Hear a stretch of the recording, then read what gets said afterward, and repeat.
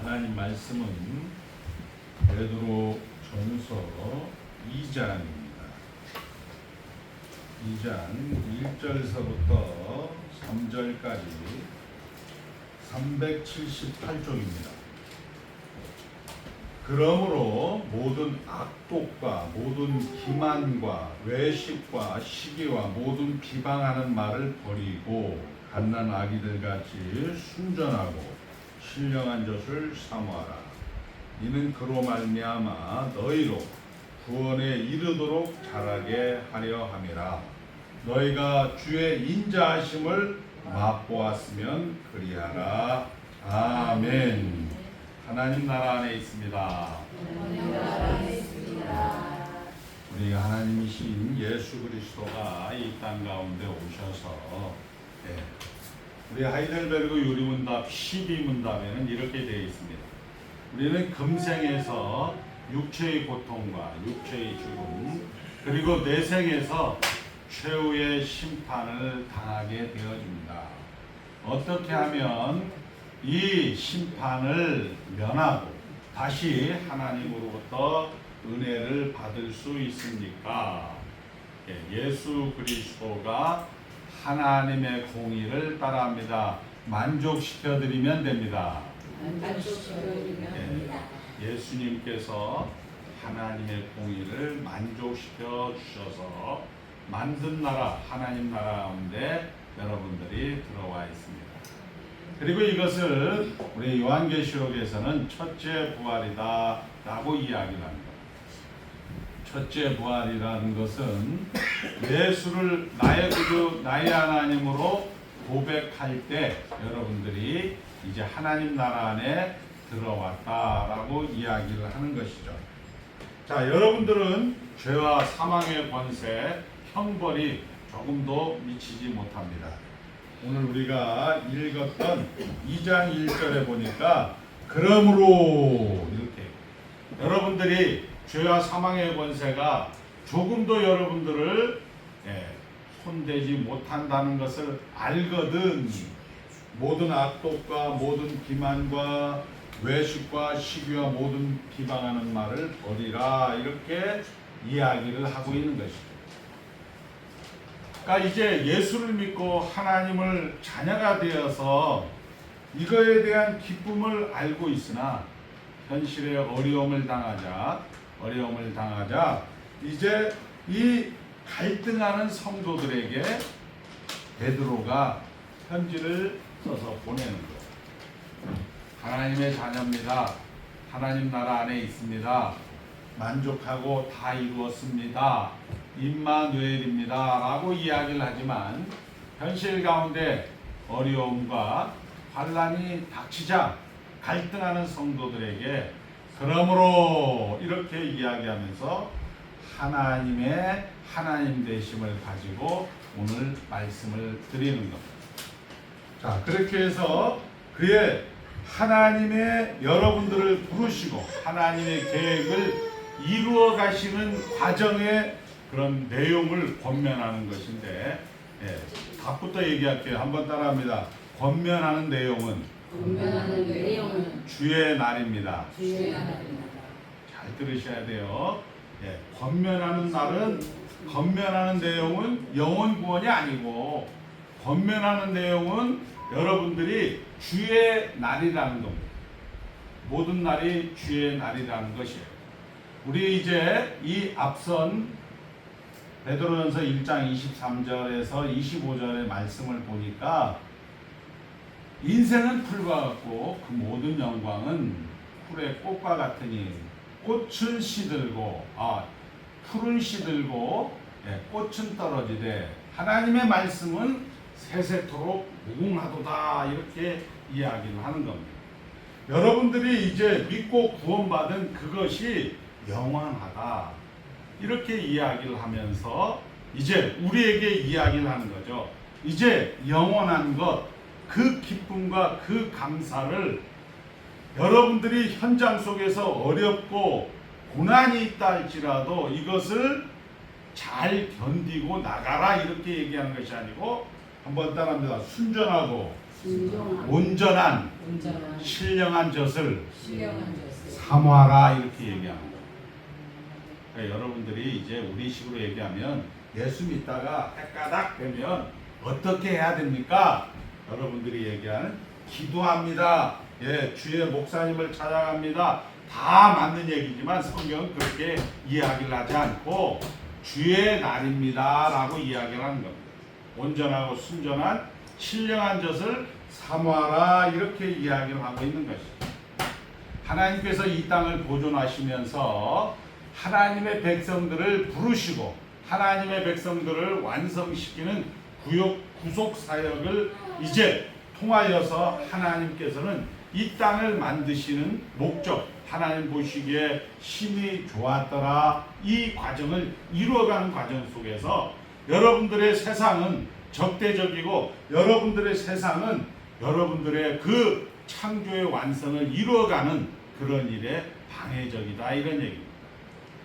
이렇게 얘기하면 어려워. 우리가 예수를 믿다 보니까 어려운 일 있고 힘든 일 있고 이런 모든 것들이 결국 하나님께서 우리를 완성시키는 데 있어서 우리 구약 성경의 출애굽에 보면 70명이 이 야곱 가문의 사람들이 들어가서 한번 따라합니다. 목사님도 없었습니다. 성경도 없었습니다. 그런데 그 70명을 60만 대군으로 만들어요. 그러니까 하나님께서는 이 땅을 만드시고 생육하고 번성하고 땅에 충만하라 이렇게 말씀을 하신 것을 누가 한다? 하나님이 하시는 거예요. 하나님이 그 70명을 60만 대군을 만들어낸다. 400년 동안. 성경도 없었습니다. 목사님도 없었습니다. 권사님도 장로님도 집사님도 권찰도 성도도 없는 것 같이 보이는 그 현장 속에서 하나님은 이제 하나님의 백성들을 이렇게 60만 대군으로 만들어내는데 이 애굽은 이 세상은 늘 방해적이어서 고역 그런 노역을 더 가중시키고 남자아이들이 태어나면 다 죽이라고 했고 남자아이들이 태어나면 나일강으로 던지라고 이야기하는 그런 속에서 하나님께서는 결국 이제 하나님의 백성들의 목적지인 이제 영광의 찬송이 되는 그 현장까지 인도하는 내용을 우리는 출애굽에서 볼 수가 있는 것. 우리와 동일한 현장이라는 것.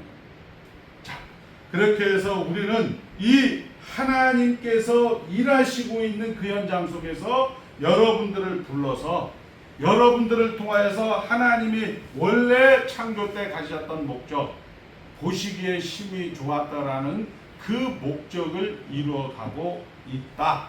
이런 것들을 구약 성경은 예를 들어서 설명하고 있다.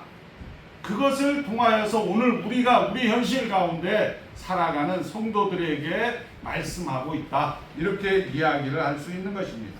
자, 그렇게 해서 우리는 이제 이런 부분에 대해서 한번 따라합니다.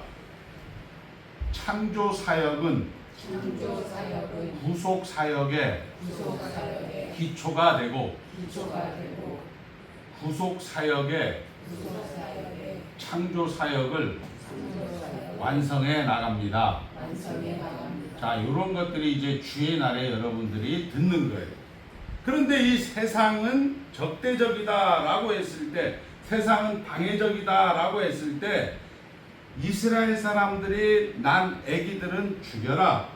그리고 남자애들은 죽여라. 그리고 나일강에 버려라. 이 사람들에게 고역을 더 심하게 했던 이런 것들이 우리가 예수를 믿으면 이렇게 간구하는 거죠. 쉽게 얘기해서 여기 오늘 본문에 있는 말씀처럼 모든 악독과 모든 기만과 외식과 시기와 모든 비방하는 말을 버려야 되겠다라고 여러분들이 생각을 하는 거예요. 한번 따라합니다. 적어 놓으셔요. 죄는 물질과 선의 결핍이 아니라 언약 관계에서 경향입니다. 이거 여러분 다 배웠는데 처음 듣는 사람들처럼 앉아 있는 거예요.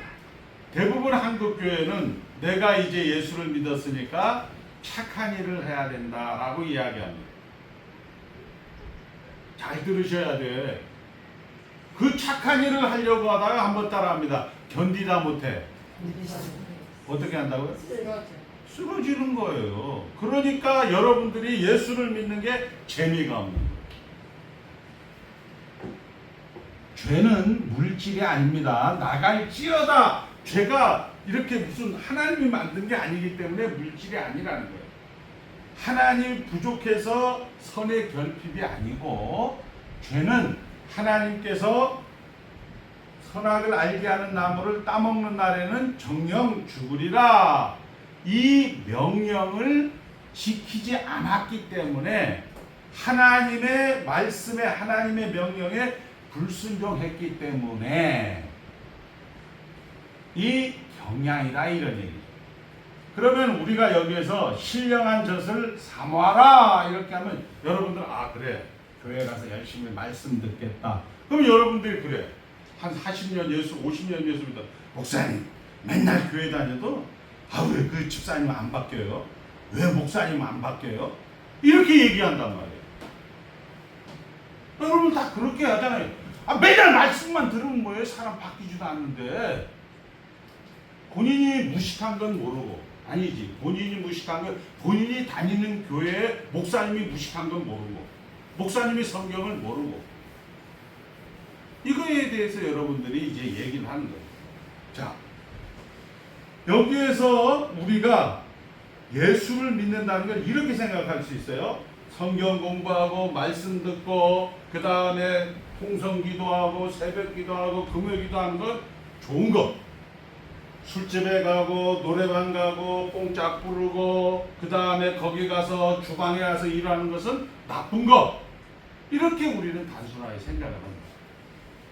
오늘 여기에서 모든 악독과 모든 기만과 외식과 시기와 모든 비방하는 말을 버리고 갓난 아기들 같이 순전하고 신령한 젖을 사모하라, 이 얘기에 대해서 해석을 못해나요. 자, 다시 한번 얘기합니다. 죄는 경향입니다. 그러니까 결국 무슨 얘기냐, 우리 1장에서 베드로전서 1장에서는 생명이다, 하나님은 생명이고 세상은, 인생은 죽음이다 라는 것을 대조했어요. 세상은 죽음이고 성도는 생명이고 하나님은 생명이니까 그러므로 하나님을 택하라, 이렇게 얘기합니다. 신령한 젖을 사모하라. 여러분들이 구원의 믿음의 감격과 기쁨과 감사를 알았으니까 이제 더욱더 하나님의 일에, 하나님의 최종 목적지까지 매진하라라는 거와 대조를 하고 있는 거예요. 우리가 서울에 있으면 서울이 하나님이고, 만약에 예를 들어서 부산이 세상이라고 하면 우리가 부산 쪽에 있어도 서울을 향하고 있으면 이제 갓 태어난 우리 은호 같은 애예요. 그런데 이 부산에서 열심히 서울 쪽을 향해서 가는 것으로의 대조를 지금 모든 기만과 악독과 외식과 시기와 모든 비방을 버리는 것이 되는 거예요. 여러분들이 꼭 기억을 해야 될 것이 그거라는 거예요. 여러분들이 이제 마태복음 20장에 가보면 포도원의 품삯이 비유가 나와요.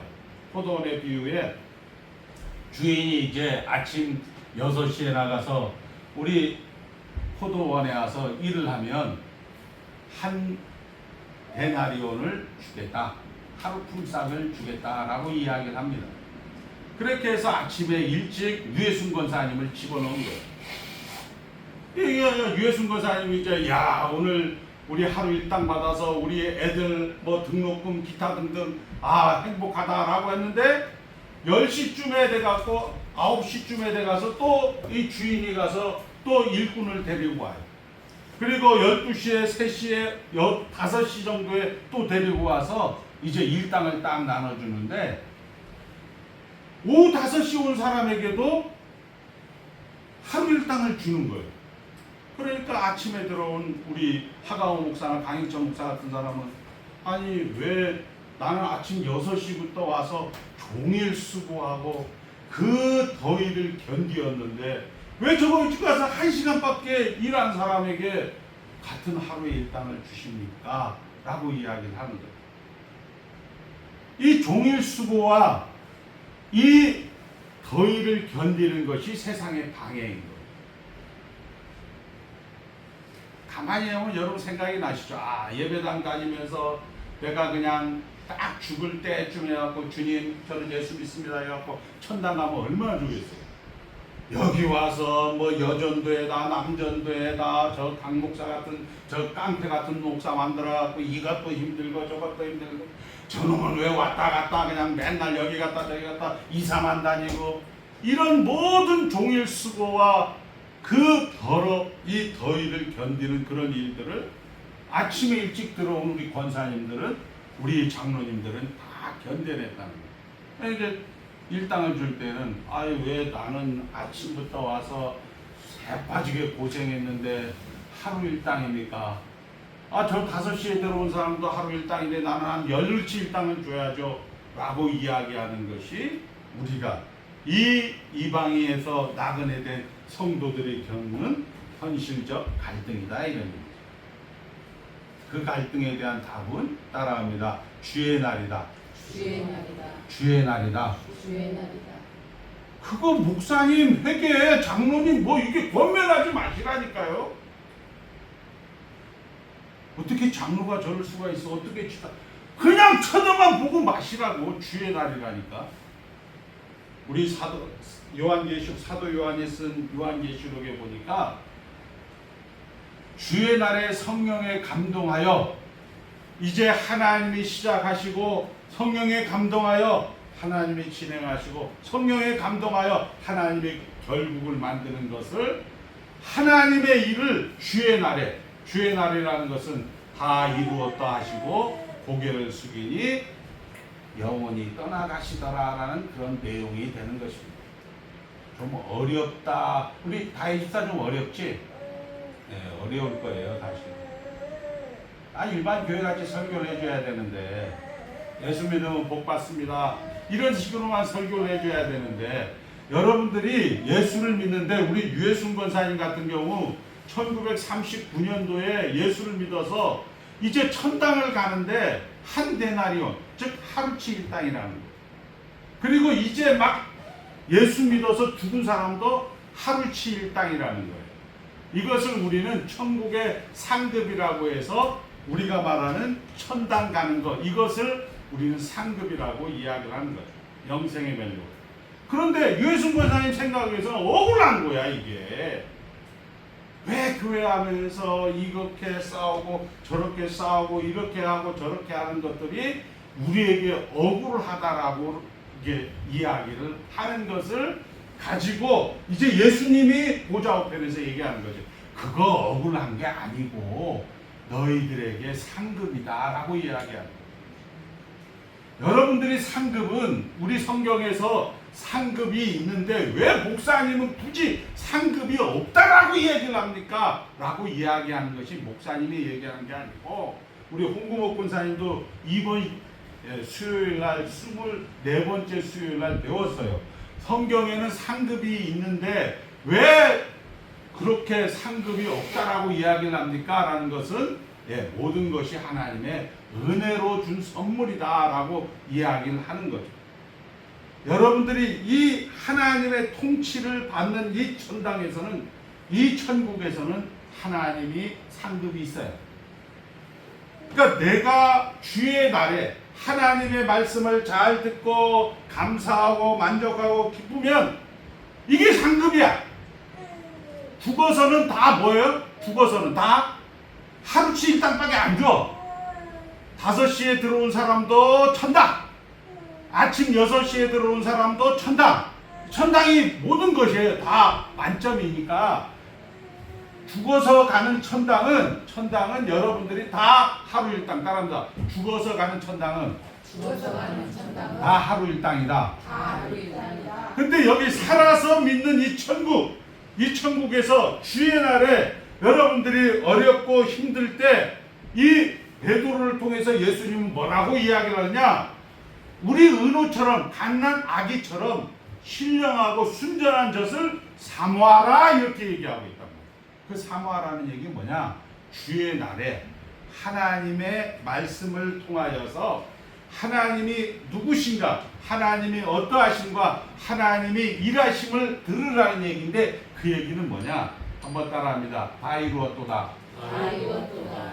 만족하고 감사하고 주어진 삶의 정황 속에서 우리는 수요기도회 같은데 지금은 이제 우리 교회 같은 경우는 우리 뭐 많이 오면은 우리 홍구목 권사님 사모님 가끔마다 그리고 사모님하고 어떨 때는 우리 김성무 장로님 좀 오시고 저가 만약에 하이델베르그 요리문답이나 웨스트민스터 신앙고백사가 없다고 생각을 해보세요.